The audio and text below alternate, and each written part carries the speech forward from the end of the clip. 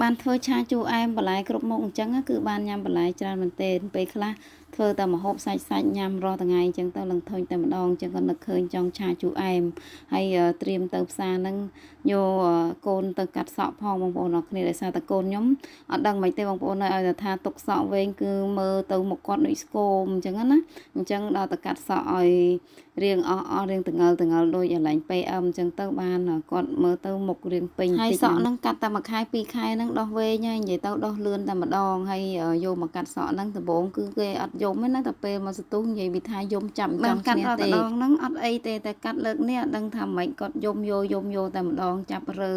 តម្រាំទៅហើយហ្នឹងចិត្តកន្លះម៉ោងដែរនឹងបែកញើសខ្ចាយម្នាក់ព្រោះអីសក់គាត់ក៏មិនច្រើនប៉ុន្មានដែរតែពេលគាត់រើពេកទៅកាត់អត់ងាយហើយអញ្ចឹងណាបងប្អូនអរគ្នានេះបន្ទាប់ពីកាត់ហើយខ្ញុំនាំគ្នាទៅផ្សារទិញម្ហូបតែម្ដងហើយម្ហូបរបស់យើងគឺបន្លែឆាជូរអែមរបស់យើងហ្នឹងមានស្ពៃក្តោបហើយខ្ញុំ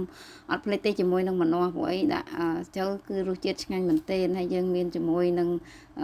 ខ្ទឹមបារាំងហើយនឹងម្ទេសផ្លោកមួយផ្លែពីរផ្លែផងដែរបន្ទាប់មកទៀតយើងលីងខ្ទឹមឲ្យវាឈ្ងុយមកយើងហាន់សាច់ជ្រូកហើយខ្ញុំមានដាក់ថ្លើមជ្រូកដែរ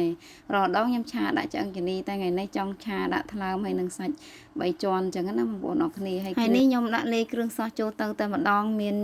ស្ករសបន្តិចប៊ីចេងហើយនឹងប្រេងខ្យងនិងទឹកត្រីបងប្អូនហើយបន្ថែមទឹកស៊ីអ៊ីវបន្តិចផងដែរចាកូរត្រឡប់ឲ្យវាសព្វគ្រឿងចូលជាមួយសាច់យើងល្អហើយបន្ទាប់មកទៀតខ្ញុំបន្ថែមជាមួយទឹកចូលបន្តិចហើយដាក់ម្រេចចូលទៅបន្តិចផងដែរបងប្អូនលួចម្រេចបន្តិចអញ្ចឹងណាចាយើងកូរវារៀងឆ្អិនបន្តិចហើយខ្ញុំឃើញថាវាអត់ទាន់នេះល្អខ្ញុំថែមទឹកបន្តិចទៀតទៅដើម្បីឲ្យសាច់របស់យើងហ្នឹងគឺឆ្អិនល្អបន្ទាប់ពីសាច់យើងឆ្អិនល្អហើយខ្ញុំ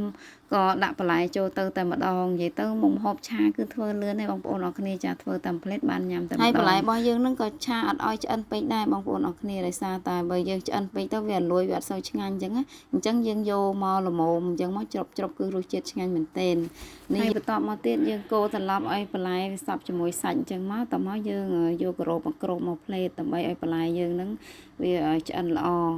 ហើយដល់ពេលនេះខ្ញុំអត់មានបន្ថែមទឹកអីទៀតទេដោយសារតែទឹកយើងបានងាស់ជាមួយសាច់មកល្មមហើយអញ្ចឹងទៅយើងលៃលោកដាក់ជាមួយនឹងបន្លែតែប៉ុណ្្នឹងមកយើងគ្របទៅគឺវាចេញទឹកពីបន្លែហ្នឹងមកហូបឆាអញ្ចឹងធ្វើតែមួយផ្លេតគឺបានញ៉ាំតែម្ដងបងប្អូនអរគ្នាអត់មានអីយូរទេព្រោះអី